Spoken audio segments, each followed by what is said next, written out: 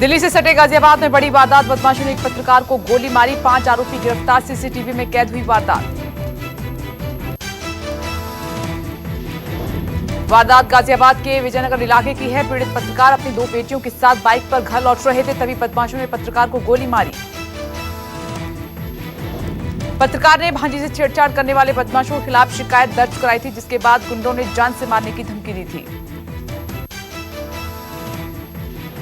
दिल्ली में cats ambulance कर्मियों से मारपीट, पथराव में एम्बुलेंस को भी नुकसान, 6 एम्बुलेंस कर्मी जख्मी।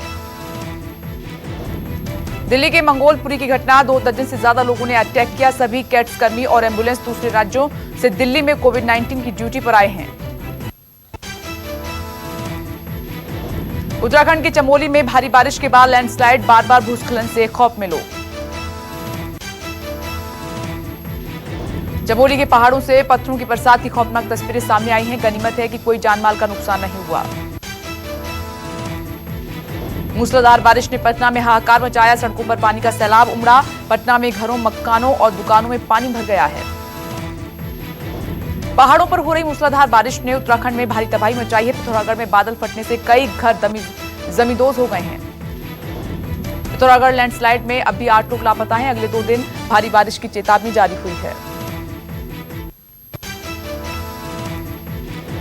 असम में बाढ़ की भीषण तबाही, प्रदेश में बाढ़ की वजह से 70 लाख से ज्यादा लोग प्रभावित हुए हैं।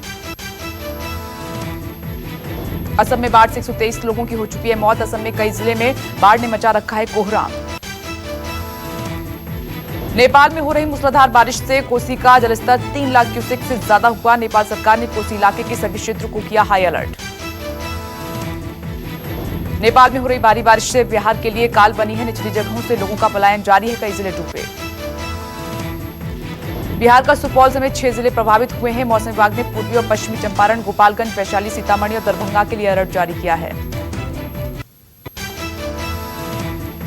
भारी बारिश से हिमाचल के किन्नौर में जनजीवन अस्त व्यस्त हो गया है। भारी बारिश की वजह से बाढ़ जैसे हालात बन गए हैं। सड़कों पर सैलाब उमड़ पड़ा है। पानी की तेज आवाज से खौफ में है लोग। लगातार हो रही बारिश से पानी इतना भर गया है कि रस्सियों के सहारे लोग रास्ता पार कर रहे हैं।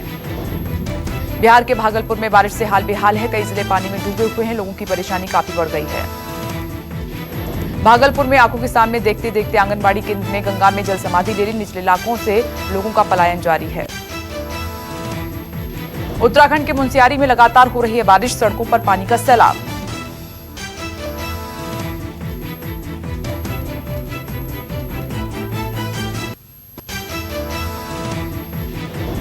झरने के साथ बहता हुआ मलबा लोगों के घरों में आया। पानी के तेज बहाव से कई सड़कें उमड़ी। बिहार के अररिया में भारी बारिश ने पूरे इलाके में बाढ़ ला दी है। लगातार हो रही बारिश ने नदियों का जलस्तर काफी बढ़ा दिया है। अररिया में बहने वाली सीताधार नदी खतरे के निशान के ऊपर बह रही है। लोगों के खेती बाड़ी, घर मकान सब पानी में समा गए हैं। केदारनाथ से एक हैरान करने वाला वीडियो सामने आया है। भारी भरकम मशीन को जान जोखिम में डालकर ट्रैक्टर के जरिए ले जाया जा रहा था। गौरीकुंड से केदारनाथ तक मशीन को ले जाया जा रहा था। खड़ी चढ़ाई पर ट्रैक्टर का संतुलन बना रहे, इसके लिए बोनट पर कुछ लोग बैठे हुए दिखे। वीडियो वायरल होने के बाद जागा प्रशासन। खतरे को देखते हुए ट्रैक्टर से केदारनाथ सामान ले जाने पर तुरंत रोक लगा दी। यूपी के पिथौरागढ़ में निरीक्षण के दौरान एडीजी के सामने फंसे दारोगा। पिस्टल खोलने की प्रैक्टिस के दौरान पिस्टल में गोली फंसी। एडीजी ने दारोगा को खूब फटका लगाई। हाथ ऊपर करके दारोगा को चक्कर लगाने की सजा दी।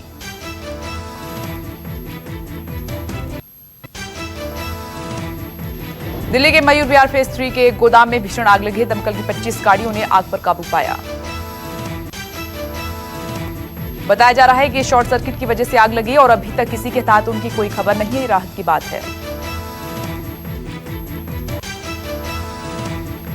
स्वाभिमानी शेतकरी संगठन ने की दूध आंदोलन की शुरुआत। संगठन के कार्यकर्ताओं ने भगवान भैरवनाथ को दूध का अभिषेक किया। दूध का रेट तय करने की मांग कर रहे दूध किसान, हजारों लीटर दूध सड़क पर फेंका गया। अकोला और अहमदनगर में भी सोमवार को दूध उत्पादक किसानों ने दूध बर्बाद किया था। दूध के दाम बढ़ाने की मांग लगातार किसान कर रहे हैं। राजीव गांधी हत्याकांड की दोषी नलिनी ने जेल में खुदकुशी की कोशिश की, खतरे से बाहर दोषी नलिनी। कोरोना के इलाज को लेकर ब्रिटेन और चीन से अच्छी खबर, ऑक्सफोर्ड का दावा सितंबर तक आ जाएगी वैक्सीन। चीन और ब्रिटेन ने दवा बना लेने का दावा किया है। ऑक्सफोर्ड यूनिवर्सिटी और चीन ने कोरोना वैक्सीन के दूसरे चरण को सफलतापूर्वक पार करने का दावा किया है। ऑक्सफोर्ड यूनिवर्सिटी ने जिस वैक्सीन को तैयार किया है वो सुरक्षित साबित हुई है और उससे इम्यून सिस्टम बेहतर होने के संकेत मिले हैं। ऑक्सफोर्ड ने वैक्सीन का इस्तेमाल 1077 लोगों पर किया। ब्रिटिश सरकार वैक्सीन के 10 करोड़ डोज बनाएगी। नहीं रहे लालजी टंडन, पीएम मोदी ने दी श्रद्धांजलि। यूपी में 3 दिन का राजकीय शोक। लालजी टंडन कई दिनों से बीमार थे। अस्पताल में गंभीर हालत में भर्ती लालजी टंडन ने आज सुबह अंतिम सांस ली।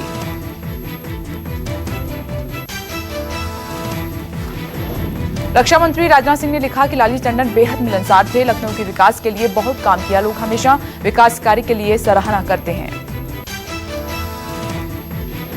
लालजी टंडन को पिछले साल जुलाई में मध्य प्रदेश का राज्यपाल बनाया गया था, पर तबीयत खराब होने के बाद आनंदीबेन पटेल को अतिरिक्त कार्यभार दिया गया था। लालजी टंडन उत्तर प्रदेश में बीजेपी बीएसपी सरकार के सूत्रधार भी रहे हैं। लालजी टंडन ने कल्याण सिंह सरकार और मायावती सरकार में बतौर मंत्री भी काम किया।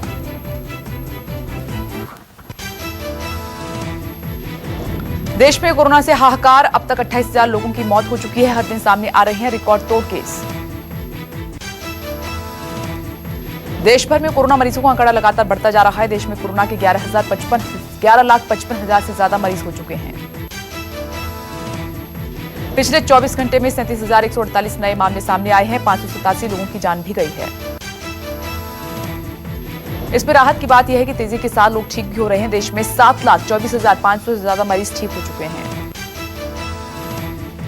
देश में कोरोना से सबसे ज्यादा प्रभावित राज्य महाराष्ट्र। महाराष्ट्र में 24 घंटे में 8,240 मामले सामने आए। महाराष्ट्र में 24 घंटे में कोरोना से 176 लोगों की मौत हो चुकी है। 5,460 मरीज ठीक भी हो चुके हैं। महाराष्ट्र में संक्रमितों का आंकड़ा बढ़कर 3,18,695 हुआ है। 1,75,029 लोग ठीक होकर घर भी जा चुके हैं। दिल्ली के लिए राहत की खबर है। 54 दिन में पहली बार पिछले 24 घंटे में 954 नए मरीज सामने आए। कई दिनों से 1,500 से ज्यादा मामले सामने आ रहे थे। दिल्ली में पिछले 24 घंटे में 35 लोगों की जान भी जा चुकी है। दिल्ली में अब कोरोना से संक्रमितों का आंकड़ा 1,30,000 से ज्यादा हो चुका है। सिक्किम में बढ़ते जा रहे कोरोना के केस। सिक्किम में लगा 1 हफ्ते का संपूर्ण लॉकडाउन।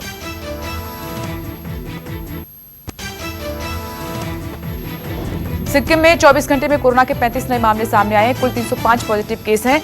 एक्टिव केस की तादाद 213 है। एमपी में कोरोना रिटर्न स्पेशलिस्ट डॉक्टर और राज्य के स्वास्थ्य मंत्री प्रभुराम चौधरी ने जताई लाचारी। कहा लोग नहीं मान रहे गाइडलाइंस।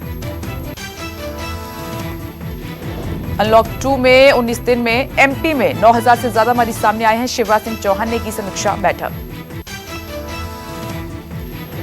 मध्य प्रदेश में 24 घंटे में 710 नए कोरोना केस, 17 लोगों की मौत। एमपी में कुल केस 23,000 से ज्यादा। कोरोना को लेकर एक्शन में एमपी सरकार। अधिक केस वाले जिलों में 2 दिन का लॉकडाउन।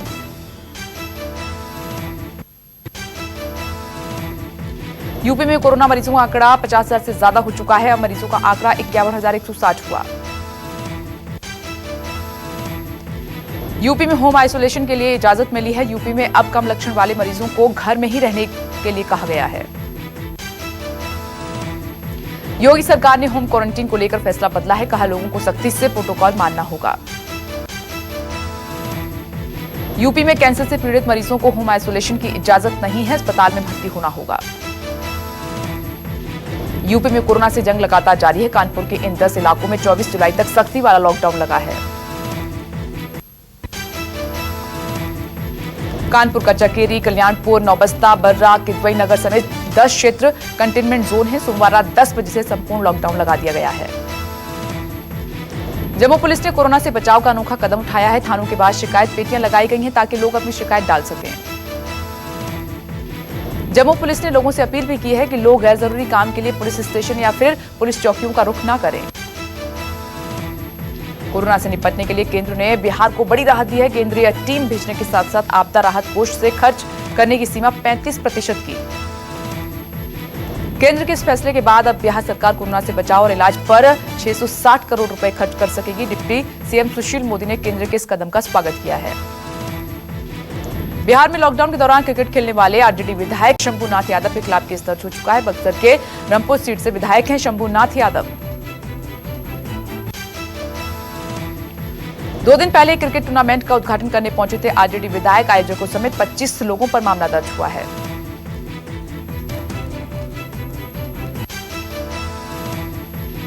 लॉकडाउन की भयानक तस्वीर आगरा से सामने निकलकर आई है। आगरा में राजकीय बैडमिंटन खिलाड़ी मुफलिसी में जीने को मजबूर है।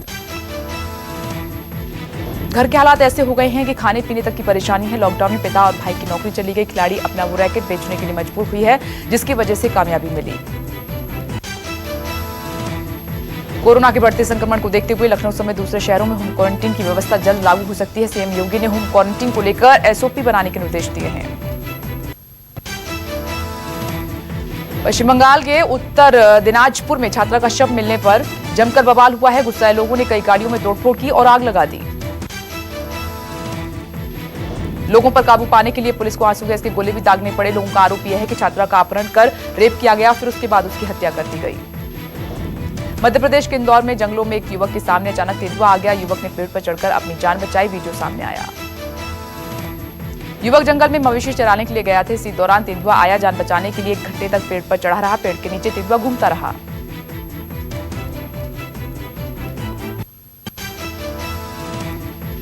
त्रिपुरा सीएम बिप्लब देब ने मांगी माफी। पंजाबी और जाट समुदाय पर की थी टिप्पणी। सीएम बिप्लब कुमार देब ने कहा कि मुझे पंजाबी और जाट दोनों ही समुदायों पर गर्व है। मेरे कई अभिन्न मित्र इसी समाज से आते हैं। किसी की भावनाओं को ठेस पहुंचाना मेरा मकसद नहीं था। मोदी सरकार पर राहुल गांधी का एक और हमला। तंज कसते हुए गिनाई कोरोना काल में सरकार की उपलब्धियां। राहुल गांधी ने ट्विटर पर फरवरी से लेकर जुलाई तक का किया जिक्र। नमस्ते ट्रंप और एमपी में सरकार गिराने से लेकर मोमबत्ती जलाने, बिहार में वर्चुअल रैली और राजस्थान सरकार गिराने की कोशिश पर साधा निशाना।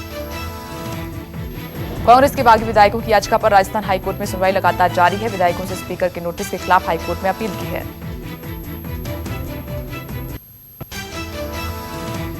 जयपुर के फेयरमाउंट होटल में कांग्रेस विधायकों की एक अहम बैठक। हाईकोर्ट के संभावित फैसले को लेकर बैठक में रणनीति बन सकती है।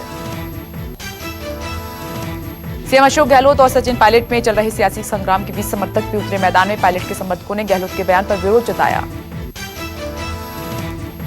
पायलट समर्थकों ने उनके घर के बाहर लगाया डायमंड ऑफ इंडिया का पोस्टर। का गहलोत ने सचिन पायलट को बताया था नाकारा और निकम्मा। राजस्थान कैबिनेट से बर्खास्त मंत्री विश्वेंद्र सिंह ने गहलोत सरकार पर लगाया लोकतंत्र का गला घोंटने का आरोप। कहा 2 दिन पहले तक मैं कैबिनेट मंत्री था, लेकिन आज एसओजी और एसीबी की टीम जांच के लिए पड़ी है मेरे पीछे।